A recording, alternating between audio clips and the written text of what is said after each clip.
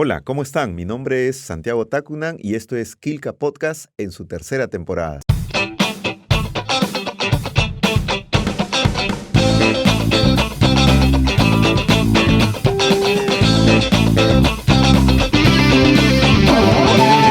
Hoy vamos a entrevistar a Alexis Paiva Benítez, un joven historiador piurano, docente universitario, ponente en varios congresos, tanto nacionales e internacionales, investigador del pensamiento político peruano.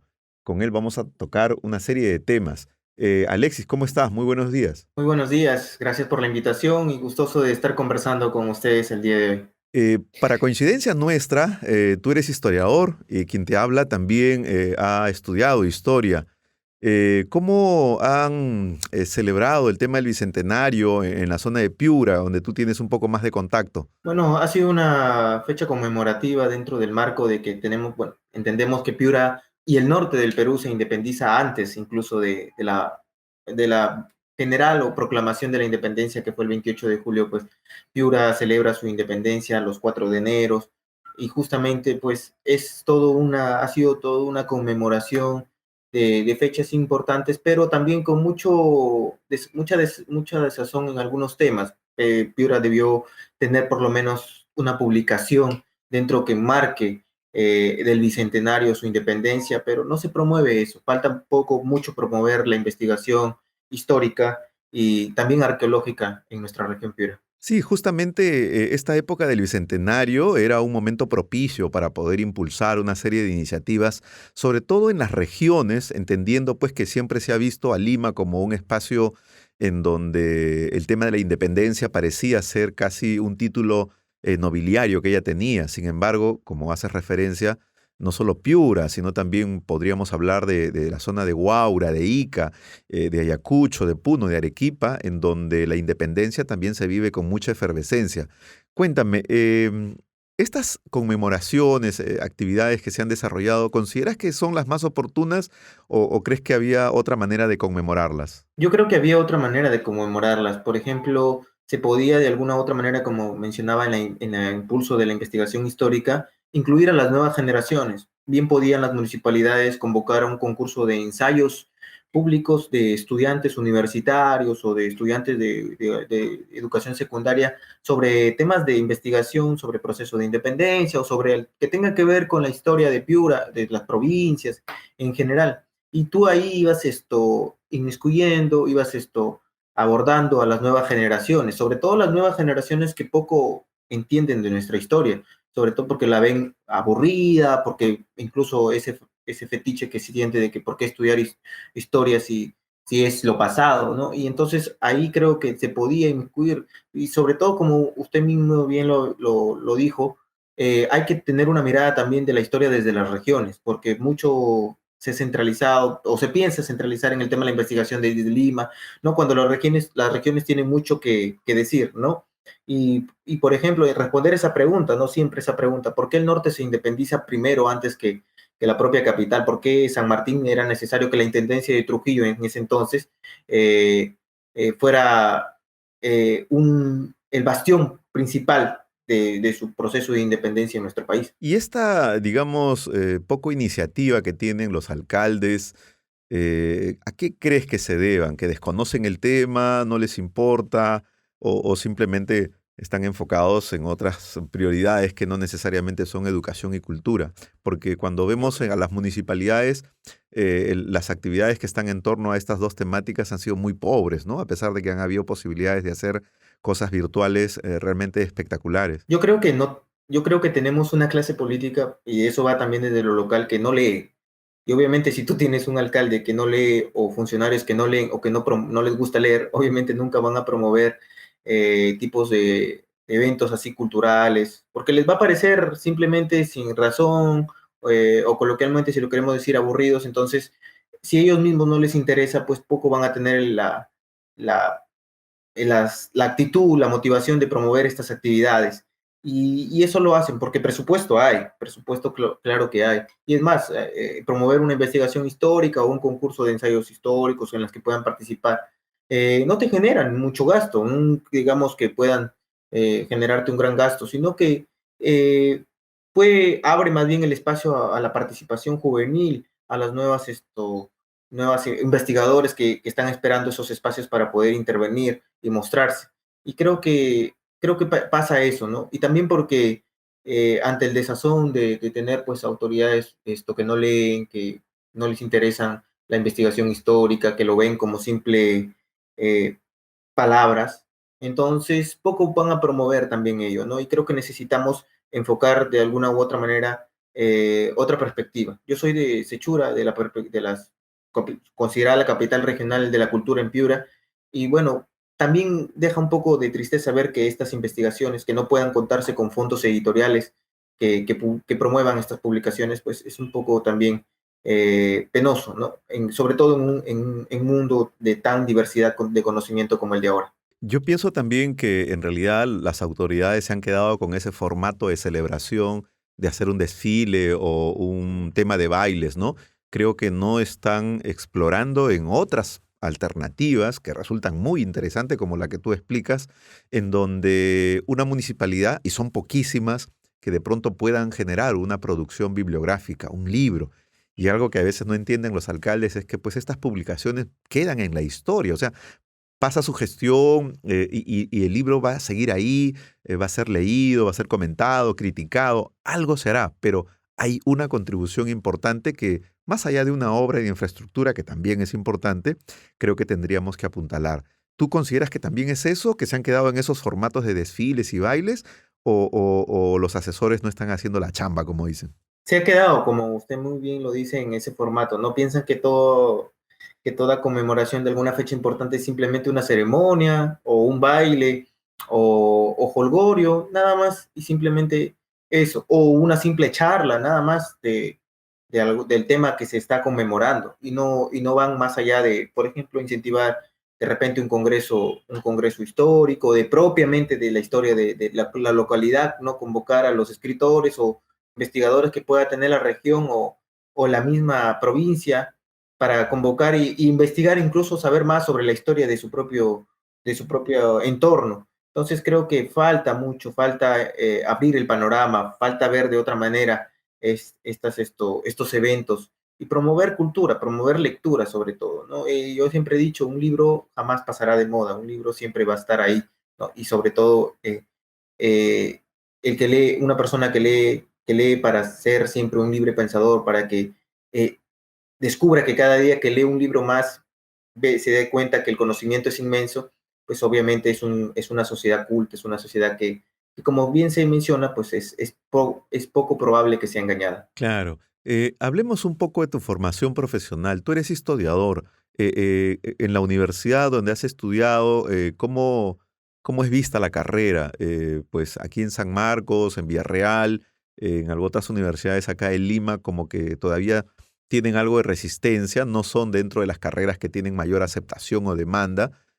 Cuéntame cómo es un poco en la universidad donde has estudiado. Sí, bueno, ahí sí me gustaría precisar una cuestión. Yo soy docente de historia de la especialidad de Historia y Geografía de la Universidad Nacional de Piura. Generalmente, que me he dedicado al rubro desde cuando en esos cursos selectivos de fuentes históricas, de archiviología, de seleccionar cursos que me permitan ir más en la rama de la investigación histórica.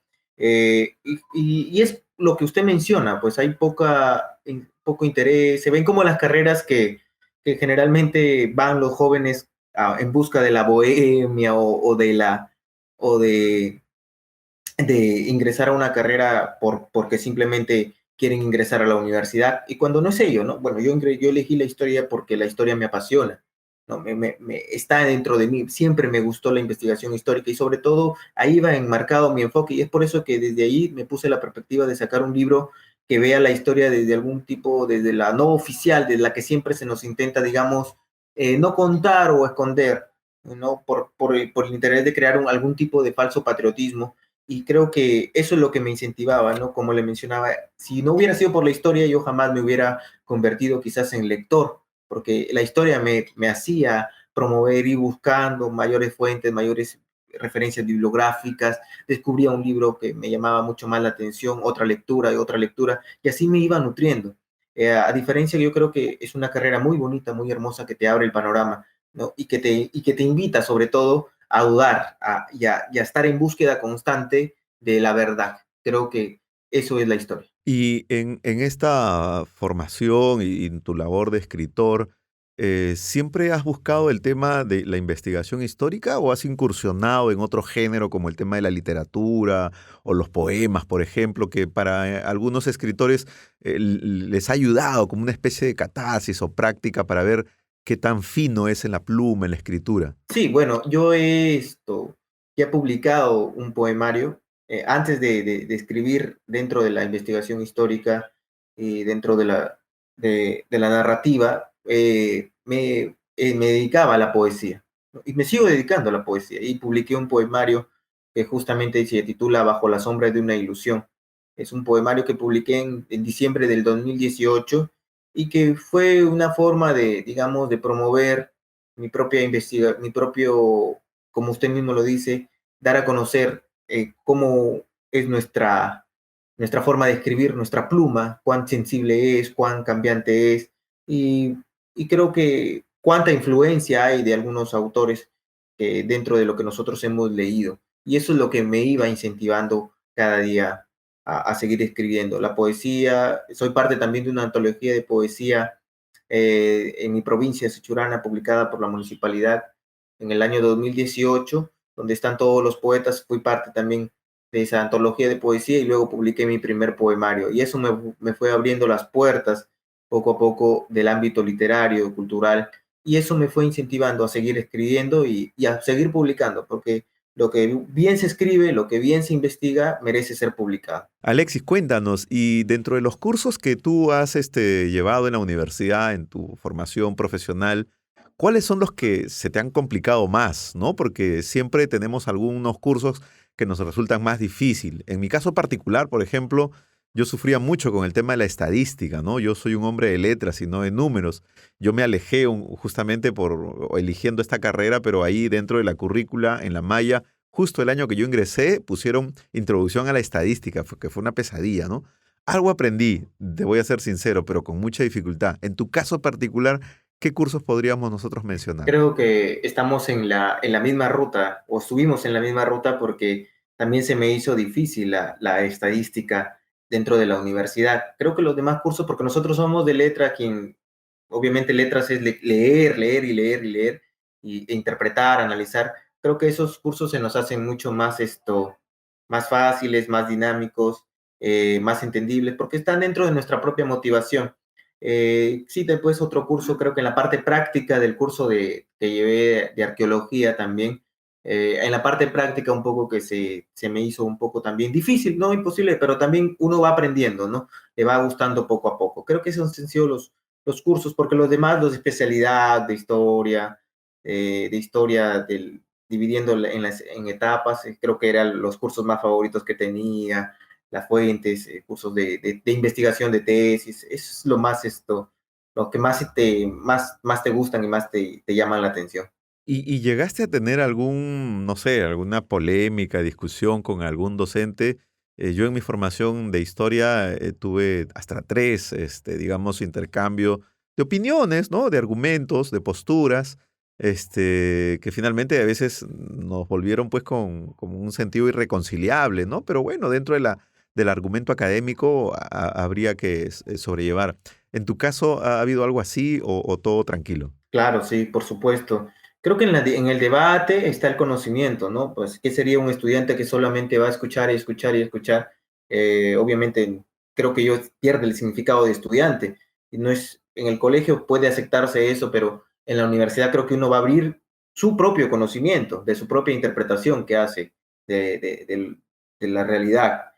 Entonces, sí tuve algunos enfrentamientos, de discusiones, de debate con algunos docentes, sobre todo con los de sociología, sobre todo con los de filosofía, que son un poco más a la tendencia política marxista, ¿no? Entonces, cuando entran a ese marco de querer introducir más esas ideas, de no abrir la amplitud del aprendizaje o de la enseñanza, de, por ejemplo, solamente decirte, solo lee estos autores, pero no leas esta parte de estos otros autores, Entonces creo que ahí comenzaba la discrepancia, el debate, pero siempre alturadamente, ¿no? Y viendo, digamos, proponiendo también nosotros algún enfoque de estudio, ¿no? De repente de nuevos autores, intercambiando, comparando fuentes, etcétera, ¿no? Todo eso se vive en la universidad. Claro, y eso es lo rico de la universidad, que es parte de una experiencia en donde uno va explorando también maneras de pensar, de sentir, de dialogarse, y que creo que esa esencia no se debe perder, porque si no pierde todo encanto esta libre pensamiento que siempre de alguna otra manera la universidad nos ha otorgado.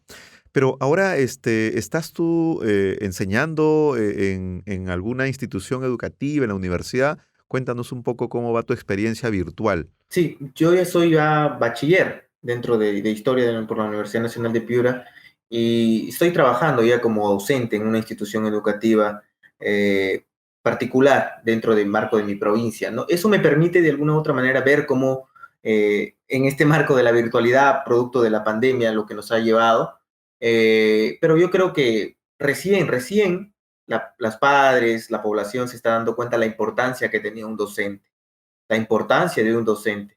Creo que el tema, las clases presenciales jamás van a ser también superadas, así como un libro físico jamás va a ser, puede ser superado también.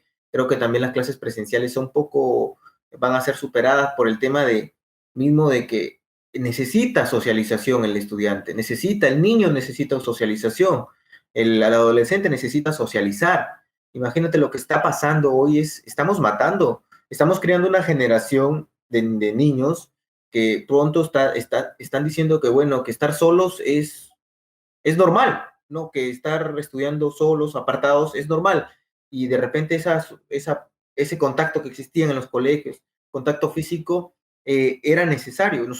Bueno, yo todavía soy de esa generación de estudiantes que veía con Holgorio ir al colegio, esperaba con Holgorio el recreo, intercambiar juegos con compañeros, amigos. Entonces, creo que eso recién se está viendo la importancia de la docencia, del docente en general, ¿no? Y se está viendo vuelvo a repetir, a mí me causa preocupación lo que está pasando con las nuevas generaciones, cómo se están formando, cómo están viendo la vida, de repente es de una manera tan solitaria que al final puede afectar cuando se desarrollen. Y a nivel cognitivo, ¿cómo ves tú el tema del impacto de aprendizaje?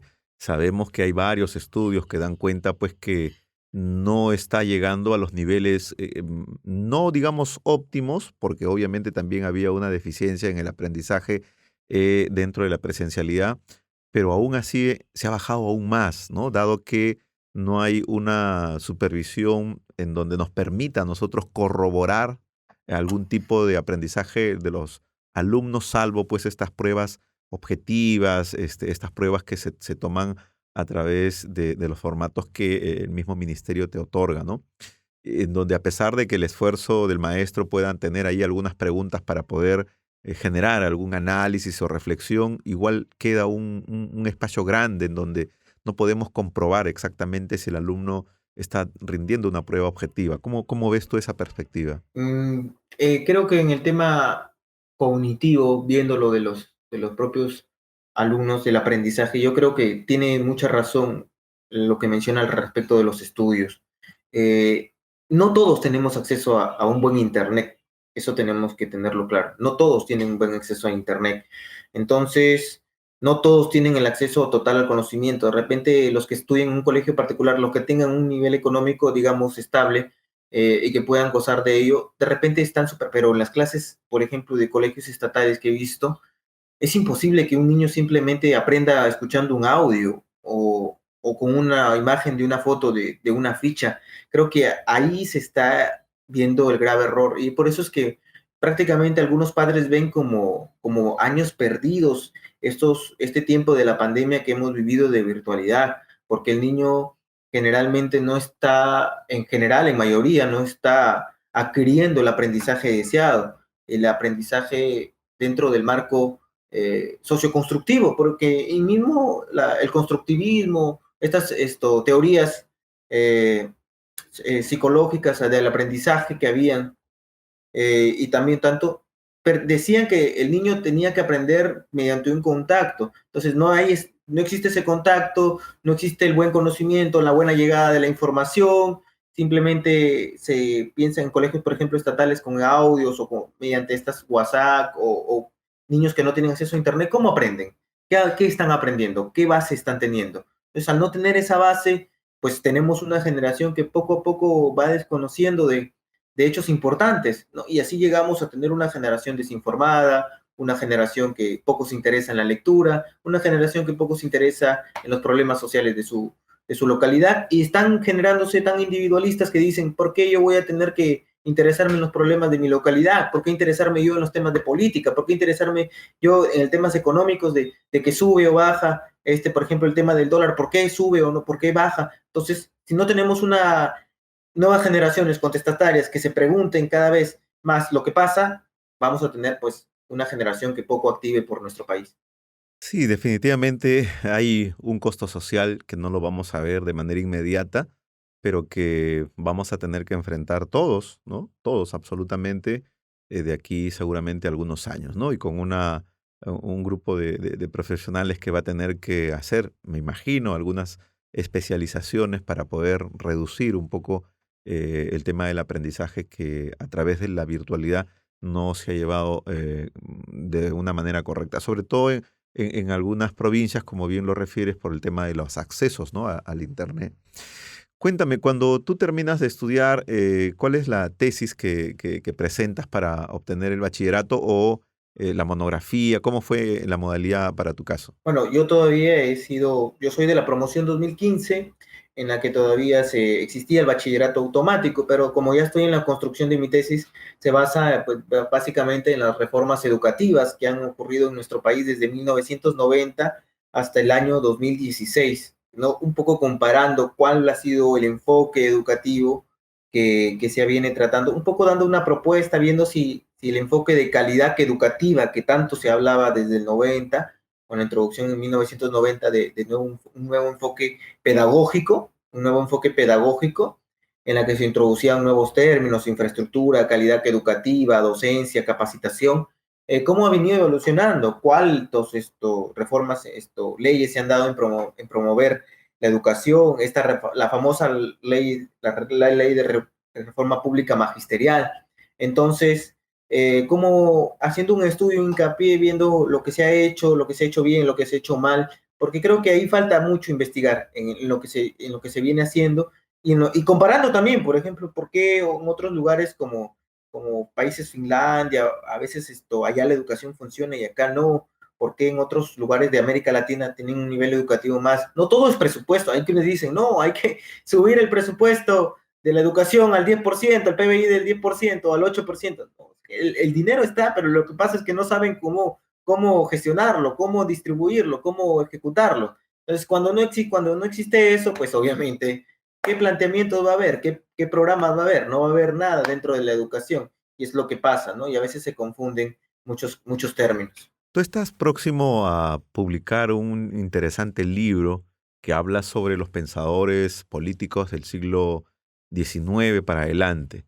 ¿Cómo nace esta inquietud de estudiar a estos pensadores desde Manuel González Prada, Mariátegui, Haya y otros pensadores hasta la actualidad? Es un interés propiamente de marco del pensamiento político porque hay mucho libro que se escribe dentro de la historiografía, con los historiadores más conocidos como Nelson Manrique, como Antonio Zapata, eh, como Aljovín y otros más. Eh, Creo que nos brindan un enfoque que a veces yo considero un poco sesgado también en algunos aspectos políticos. Entonces yo siempre escuchaba dentro del libro que pronto va a salir justamente por Editorial Quilca, que de alguna u otra manera una investigación a profundidad respondiendo a la pregunta de cómo ha sido el comportamiento de estos pensadores de la izquierda peruana en nuestro país, desde generalmente viendo sus orígenes, viendo cuáles fueron sus impulsores, hablando desde González Prada, Mariátegui, el propio Víctor Raúl Haya de la Torre, después viendo personajes como Rabines, viendo el gobierno de Velasco, que a veces la izquierda en bandera, hablando sobre Abimael Guzmán y su marxismo, leninismo, maoísmo, pensamiento Gonzalo, entre comillas, que tanto él enarbolaba, hablando sobre la izquierda actual, existe o no existe izquierda actualmente en nuestro país, y todo eso, ¿no? Evolucionando desde un campo, teniendo un orden cronológico dentro de ello, buscando siempre fundamentarlo en fuentes, porque creo yo que los únicos libros que se han publicado al respecto ha sido el de este famoso periodista Aldo Mariátegui, pero de una forma cachacienta, y no creo que si uno quiere publicar algo tiene que fundamentarlo en fuentes, saber de dónde se ha obtenido la información, de repente estas entrevistas, estas correspondencias que han tenido estos personajes, qué dificultades atravesaron ellos mismos en su propio tiempo y todo ello, ¿no? Entonces creo que eso nos va abriendo el panorama, nos va abriendo mucho más el tema. Hay un libro justamente de Antonio Zapato que se llamaba Pensando a la derecha. Entonces yo dije, ¿por qué no escribir un libro sobre la izquierda? Sabiendo que solo existe este libro, famoso libro de, de Aldo Mariátegui que se llamaba El octavo ensayo, y que para mí es un libro que de repente te inicia la investigación, pero que necesita fuentes, necesita saber de dónde nutres o de dónde sacas el conocimiento. Y creo que mi reto fue ello, ¿no? Buscar, investigar, obtener fuentes bibliográficas, fuentes históricas de discursos, de repente memorias de estos personajes, correspondencias, cartas que estos hacían, y darle un enfoque de cómo ellos iban. Y hay mucho, como lo vuelvo a repetir, en este libro que va a salir, hay mucho por investigar, hay mucho que va a llevar a la polémica, hay mucho que va a llevar a la suspicacia, hay mucho porque les va a llamar la atención. Es un libro, además del nombre que es provocativo, es un libro que va a abrir muchas ventanas. En el escenario político que nosotros ahora nos encontramos, ¿consideras todavía oportuno hablar de derecha y de izquierda, dado que a veces tanto en la forma de pensar y en la concepción ideológica y la manera de actuar y los discursos que tienen, como que no hay una coherencia? ¿Todavía se puede discutir esos términos o consideras que ya de pronto esto, la realidad ha desbordado a la parte teórica? Creo que ahí está la gran pregunta, ¿no? Hay un famoso libro de Norberto Bobbio, este politólogo italiano, que se llama Derecha e Izquierda, ¿no? Y justamente él se hace la pregunta, ¿existe la derecha y la izquierda en el mundo contemporáneo después de la caída del muro de Berlín, del colapso de la Unión Soviética? ¿Aún existe ello? Y yo me hago esa pregunta y en la introducción de mi libro intento dar la respuesta, porque hay que ir introduciendo desde el inicio al lector definiéndole qué es izquierda y qué es derecha, ¿no? Entonces, este libro de Norberto Bobbio es un manual para mí, es un libro de cabecera para poder entenderlo y viendo desde cómo han ido evolucionando los términos de tanto de derecha e izquierda, desde la caída del muro de Berlín, del colapso de la Unión Soviética, cuando supuestamente las ideas neoliberales habían triunfado, se habían impuesto en el mundo, donde la izquierda estaba enmascarando nuevamente un discurso como el de Chávez, por ejemplo, que hablaba ya no de un socialismo del siglo XXI, o como una izquierda progresista del siglo XXI. Otras corrientes como en Europa que han salido de izquierda, que han nuevamente se han unido al tema de las propuestas ecológicas, a propuestas de las políticas verdes, a las defensas de las minorías como el LGTB, el proyecto al aborto y todo esto, la despenalización del uso de las drogas, todo esto, cómo ha ido evolucionando y cómo ha ido tomando la izquierda. A veces decir soy de derecha o ser de izquierda, a veces esto ya se hace un poco ambiguo, ¿no? Sobre todo en una diversidad.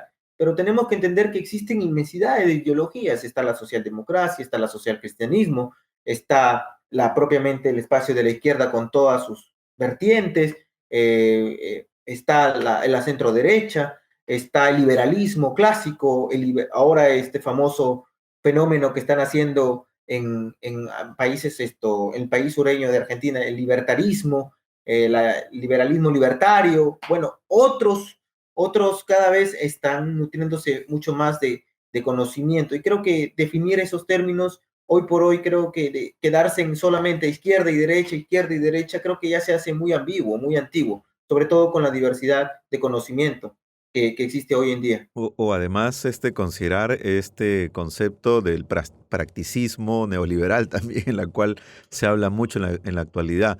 Pero, ¿por qué comenzar este libro que vas a publicar a partir de Manuel González Prada?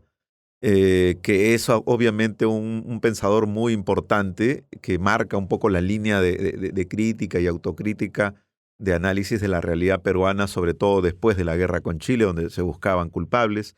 ¿Por qué no de pronto retroceder algunas décadas donde habían una serie de denuncias respecto a estos malos manejos de la época del guano y el salitre que nos llevan justamente a la guerra con Chile? ¿Por qué González Prada es el inicio de tu libro? Sí, muy buena pregunta. Creo que yo considero que los dos, o bueno, los tres, pero los dos más importantes pensadores que movieron el ámbito político, que introdujeron una política de masas, que rompieron el esquema aristocrático, oligárquico que tenía nuestro país, creo que fueron José Carlos Mariátegui y Víctor Raúl Haya de la Torre.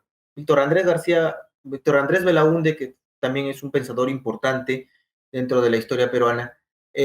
Me baso en González Prada. Yo admiro a Manuel González Prada. Para mí ha sido, en la época que usted muy bien menciona, que hubo estos actos de corrupción en esta guerra con Chile, una voz protestante solitaria dentro de un mundo político en ese entonces, siglo XIX, aristocrático, entre civiles, civilistas corruptos como militares corruptos también, que luchaban por el poder.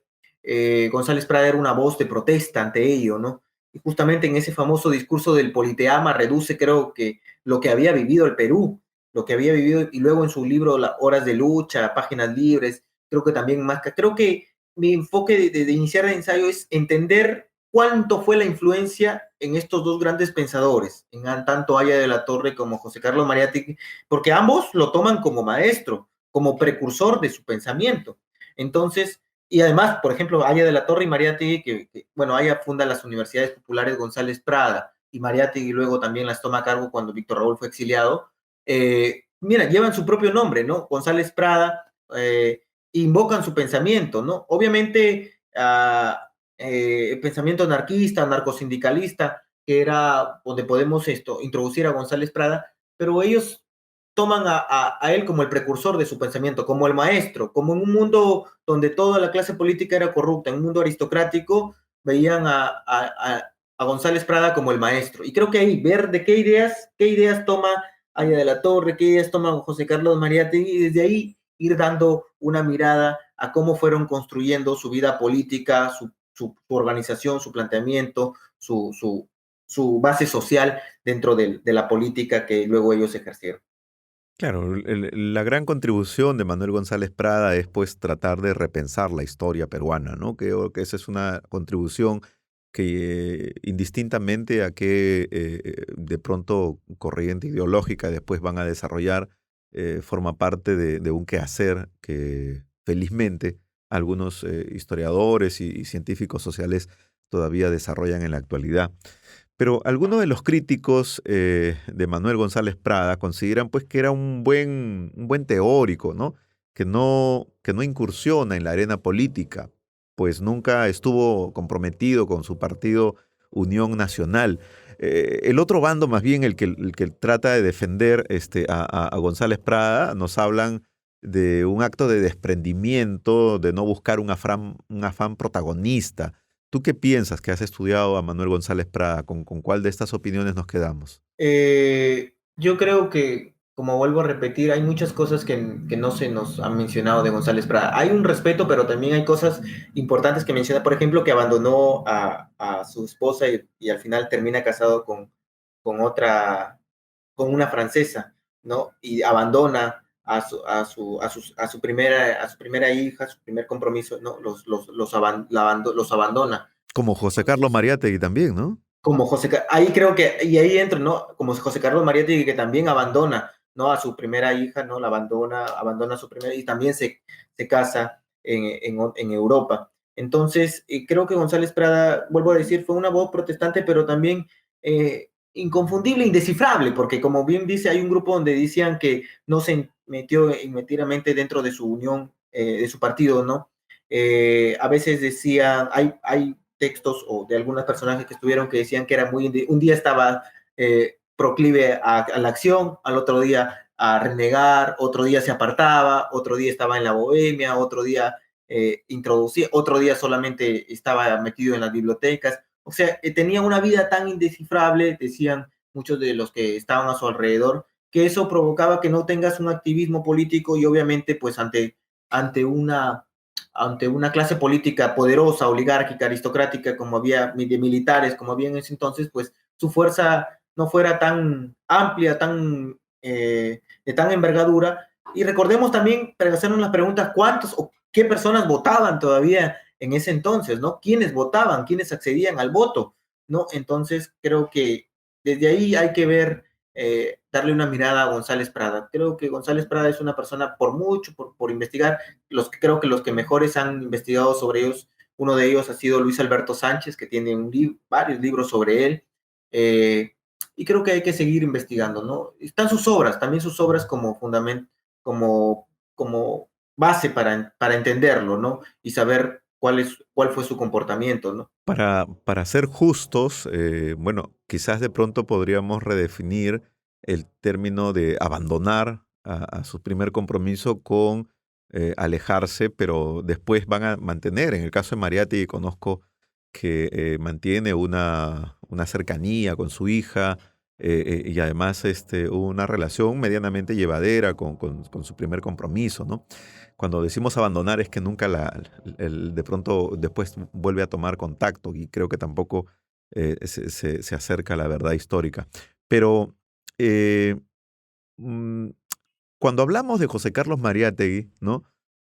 Mucha gente se llena la boca pues de críticas y halagos, en algunos casos a veces sin siquiera haber leído una de sus obras o haber leído y no haberlo entendido exactamente, ¿no? En el libro que tú vas a publicar, de alguna otra manera tú enarbolas el tema del socialismo andino, que es de pronto, una conclusión a partir de su estudio y la realidad que él conoce en su momento.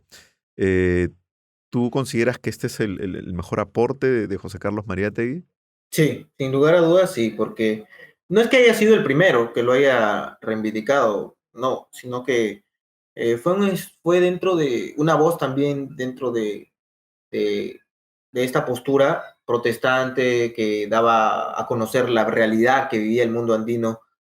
Y también porque a Mariátegui lo nutrían personajes importantes como Valcárcel, como Hildebrando Castro Pozo, Piurano como yo, que lo nutrían, que eran muy buen amigos de él y lo nutrían en las conversaciones de lo que pasaba en el mundo andino, porque ellos estaban más cercanos a ello y veían la realidad. Entonces Mariátegui fue haciendo su teoría, su pensamiento, dentro de ellos su mayor labor creo que es ello, ¿no? Rescatar el mundo andino y introducirlo a una fase política de revolución, como él llamaba, como quería entender, para lograr el ansiado socialismo. Pero como usted dijo al inicio, sobre Mariátegui se dicen muchos halagos, muchos halagos, como también crítica, pero hay mucho que investigar. Y yo dentro en esa investigación encontré, a mí siempre me llamaba la atención cuando se decía Mariátegui se fue a Europa a estudiar, becado por Leguía. Todos sabemos que Mariátegui no tuvo una educación completa, básica, ¿no? Entonces, Un autodidacta. claro. Entonces, ¿cómo podía alguien que no tenía la educación completa acceder a una beca a estudiar en universidades importantes en Europa? Entonces, en eso me lleva a investigar y pues generalmente no fue a estudiar, sino fue a trabajar como corresponsal periodístico del gobierno de Augusto B. Leguía. Recordemos que Leguía entra con una voz popular, incluso de los propios estudiantes de San Marcos, que veían a Leguía, pues, ¿no? Como el que rotaba esa república aristocrática, como la llamaba Basadre, o plutocrática, como lo llaman otros historiadores, como Guillermo Zorna, o como políticos como Armando Villanueva. Entonces, eh, creo que Mariátegui ahí cuando se va a Italia, están en las correspondencias, está en la ficha propiamente en los archivos del Ministerio de Relaciones Exteriores de cuánto trabajó Mariátegui en ello. Y creo que eso de alguna u otra manera invita a investigar que Mariátegui fue tan humano como nosotros, que o sea, tuvo también la necesidad de trabajar, tuvo la necesidad de ver la oportunidad de ir a Europa y de inmiscuirse con tanto conocimiento, porque ¿quién no va a querer ir a Europa, sobre todo en un momento de tiempos como los años 20, de luces, con grandes intelectuales que existían en ese momento y que le iban nutriendo más y más, ¿no? lo iban formando. Y creo que ese conocimiento le sirve pues ya a él venir lleno de conocimiento. Hay incluso a quienes que se equivocan, que dicen que Mariátegui era demasiado leninista, y hay posturas y hay obras de autores que dicen que más bien fue Soriel, este filósofo también político marxista, filósofo marxista, que más influencia tiene en su pensamiento dentro del marco de Mariátegui. Y hay mucho que entender sobre él, ¿no? Por eso mi ensayo que trato de ser lo que no se dice de José Carlos Mariátegui, su vida personal, su vida política, cuándo se divide con Víctor Raúl Haya de la Torre, por qué es la división, ese enfrentamiento de frente popular, Víctor Raúl del Frente Único, el Frente de Partido Político, de todas las clases políticas, de las clases sociales, y Mariátegui hablaba de un frente único del proletariado. Bueno, ¿cuándo o por qué se dividen estos dos grandes pensadores?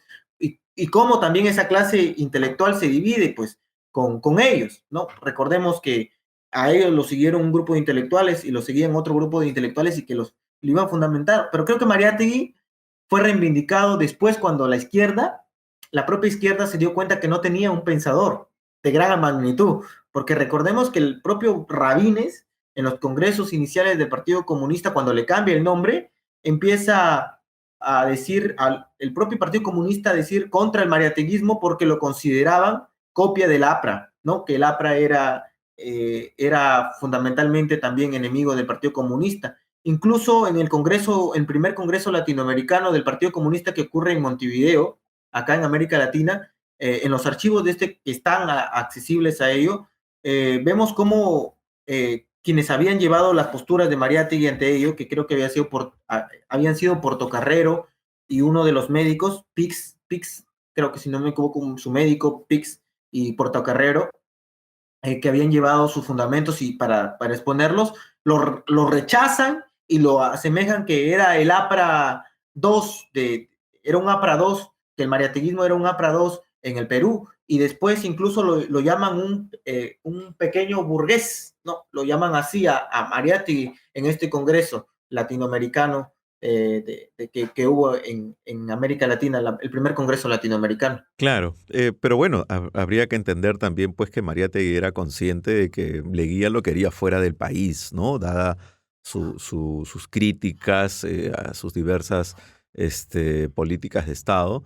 Y el hecho de aceptar esta beca o esta ayuda económica de parte del gobierno era claramente para sacarlo de la discusión política aquí en el Perú. Pero bueno, como dices tú, las personas de pronto tienen que tomar decisiones, algunas no tan correctas, algunas de pronto únicas en su vida, porque dada la condición económica de José Carlos Mariátegui, hacer un viaje a Europa para acercarse a las nuevas corrientes filosóficas, a los pensadores, a libros que de pronto ni siquiera llegaban aquí, debe haber sido pues una tentación bastante interesante, ¿no? Pero bueno, hay que en todo caso analizarlo en el contexto. En el caso de la reforma agraria, porque tú haces una línea de estudio, eh, ¿será una de las tantas oportunidades que el Perú ha perdido para enfrentar los grandes problemas sociales? Porque tú también analizas un poco el tema de Velasco. Sí, y un poco respondiendo, ¿cuál fue el lineamiento político que sigue Velasco, no? El periodista justo ayer terminé de leer las memorias de de periodista César Hildebrand y definen una sola palabra a Velasco como frustración. Un inicio, las reformas estaban bien planteadas, pero que luego el mismo poder económico o la derecha, como él lo menciona, lo fue absorbiendo y lo fue haciendo dubitativo a Velasco. La reforma agraria propiamente en el norte, si hablamos en términos económicos, un poco, hay que verlo en términos sociales, términos económicos y términos políticos. La reforma agraria era necesaria en nuestro país en términos sociales, es cierto. Ahora, en términos económicos, es dónde se enfocaba esta reforma agraria, en qué lugares debía promoverse esta reforma agraria. En el norte fue duramente un desastre, si queremos, en términos económicos. Después de la reforma agraria de Velasco, el Perú baja a los últimos niveles de agroexportación agrícola, ya no se exportaba tanto como se exportaba anteriormente. los mismos trabajadores, esta famosa colectivización del territorio, obviamente que se hizo en la reforma agraria, la expropiación y dársela a los campesinos. Al final, si tú le das una tierra a alguien que no sabe administrarla, ocurre lo que ocurrió en la reforma agraria, pues un desconocimiento de la producción, un desconocimiento administrativo de cómo se maneja el capital, de cómo hacerlo crecer, de cómo irlo haciendo. Entonces, ahí entraba la disyuntiva, pues que ahora cuando los campesinos o agricultores ya eran dueños de las grandes tierras, ya no aceptaban que alguien entre a trabajar porque pensaban o tenían el temor de que después ellos iban a tomar posesión de las tierras que ahora ellos eran dueños.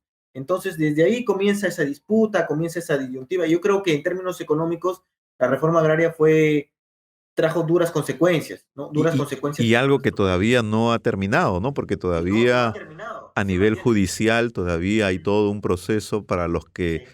reclamaron estos derechos de indemnización, ¿no? Ujú. Un tema muy interesante. Y el libro que vas a publicar justamente tiene un título provocador, no sé quién lo ha elegido, pero que me parece interesante, que dice Reserva Moral del País, ¿no? Haciendo referencia a la izquierda peruana. No vamos a adelantar cuál es la conclusión a la cual llegas tú para no quitarle la primicia a los que puedan leer ese libro, pero qué te provocó a ponerle ese título? Bueno, el título sí es propiamente basado en llamar la provocación, el marketing también que ahora deben tener todos los libros para que sean, desde la primera portada del nombre ya te llama la atención y de repente te provoca leerlo para quizás, para comprobar si estás de acuerdo o para criticarlo de repente, ¿no? Para refutarlo. En realidad mi título del libro era pues una breve historia de la política de la izquierda peruana, ¿no? Pero justamente en el marco de la pregunta que uno se hacía, a un amigo pues me dijo, ¿y por qué no le pones este nombre, no? Porque ellos dicen que se llama, que son la reserva moral del país, y poco mucho en el libro veo pues los errores que cometieron, las falacias que en algún momento también cometieron líderes de izquierda como Edocio Rabines, que terminó al final siendo un agente de la CIA. Entonces, cómo fue el comportamiento, muchos de estos fueron, entonces él me dice, tú estás contradiciendo pues lo que ellos dicen, reserva moral del Perú, de reserva moral del país, entonces ponle el título Izquierda Peruana, la reserva amoral del país, ¿no? Un poco llamando a la provocación al lector, pero quien lo lea se dará cuenta que es un libro, además de por el título provocador, que tiene las fuentes, que está estructurado, digamos, intenta, digamos, rescatar, no es que diga una cosa por decirla, sino que lo fundamento en algo, ¿no? Está fundamentado, porque es creo que lo que tiene que hacer. Y es lo que, como le mencioné al inicio, lo que intento apartar de otro libro que se haya escrito sobre la izquierda y que se haya hecho simplemente con comentario, en dicen y dicen y dicen y dicen, dijeron, pero no hay una fuente. Genial, me parece interesante porque es un libro además que, además de los autores que ya hemos comentado, también analiza la época del APRA, ¿no? No solamente con Víctor Raúl Ayala Torres, sino también con Alan García. Y llega también a tocar el tema de Abimael Guzmán, ¿no? Quizás ahí de pronto para poder completar este periodo que has abordado. Si alguien tuviera que leer tu libro, ¿por qué tendría que hacerlo? ¿Cómo podríamos invitarlo en un minuto? Porque, digamos, busco siempre intentar encontrar la verdad. No busco imponer una verdad, sino tratar de mostrar un nuevo argumento dentro del pensamiento político, ir más allá de lo que siempre se nos dice. Yo siempre he dudado y siempre invito a mis estudiantes a dudar de lo que yo les pueda decir, porque de repente es un argumento mío, pero existe tanta diversidad de conocimiento, tantas fuentes hoy a las cuales recurrir, que nos permiten enrumbar quizás un nuevo argumento en la que puedan refutar el mío propio. Yo no busco imponer una verdad, busco abrir el conocimiento, busco el debate, porque creo que en el debate está el conocimiento. Y creo que este libro y los libros que he escrito buscan ello, el debatir, el analizar, el interpretar. Y busco también mostrar cosas nuevas. Siempre me ha gustado, en la poesía, me gusta Nicanor Parra, el poeta, el antipoeta, el poeta que se enfrentó a la poesía de Neruda. Y en la historia me gusta la historia de Waldemar Espinosa, me gusta la historia de estos historiadores que nunca se han dejado imponer algún criterio o que siempre intentan verlo desde la mirada política objetiva, desde una mirada objetiva y no por dejarse llevar por muchas subjetividades. Creo que eso intento hacer en mi libro. Genial, con toda esta efusividad, con toda esta energía, agradecemos a Alexis Paiva Benítez por esta interesante entrevista. Vamos a estar ya atentos a la publicación de este libro para que se pueda leer, se pueda debatir y también seguramente refutar. Muchísimas gracias, Alexis. Te agradecemos por esta entrevista y a todos nuestros seguidores de Quilca Podcast. Continúen suscribiéndose a nuestros canales para seguir difundiendo cada día a nuevos escritores, a escritores reconocidos y sobre todo a otro género también literario que vamos a ir incursionando en entrevistas. Nos vemos, muchas gracias. Alexis, quedó muy bien la entrevista. eh, no hemos tenido problemas de conectividad, felizmente. Y bueno, ya cuando estés por aquí, por Lima, seguramente tendremos la oportunidad de conocernos. Encantado de poder entrevistarte. Gracias a usted y gracias pues a Kilka y ojalá pues pronto ya el libro podamos encontrarnos en Lima, ¿no?